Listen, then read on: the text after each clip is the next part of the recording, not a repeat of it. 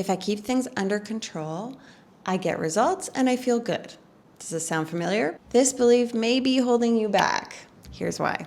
Welcome to my weekly series called It Simply Isn't True, where I share intuitive messages around limiting beliefs. And this week's limiting belief, if I keep things under control, I get results, may have been true at times. You may have gotten results from controlling things. But the reason this belief may be holding you back is because life isn't always controllable. So you may find yourself falling in and out of control and therefore feeling guilty often. I've got 3 messages for us. And listen, these messages aren't necessarily about reversing the belief. However, bringing in more flexibility, more grace, and less of that all or nothing mentality that is leaving you feeling guilty. So the first message is, isn't it also true that you've gotten these same results by chance, by not exerting control at all? So take a minute to think back to a time where maybe you got these results just like not even meaning to.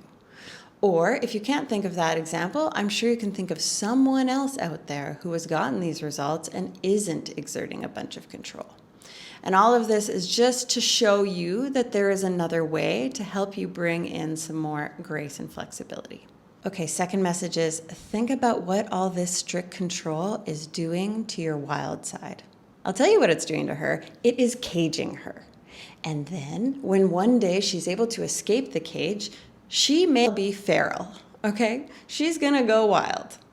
And so what this constant attempting to control is doing is that it's having you live in the extremes, either control or fully wild feral, okay? So maybe you're like, okay, I'm really strict and focused with my time and schedule and working hard, and then you find yourself sleeping an entire weekend away to recover.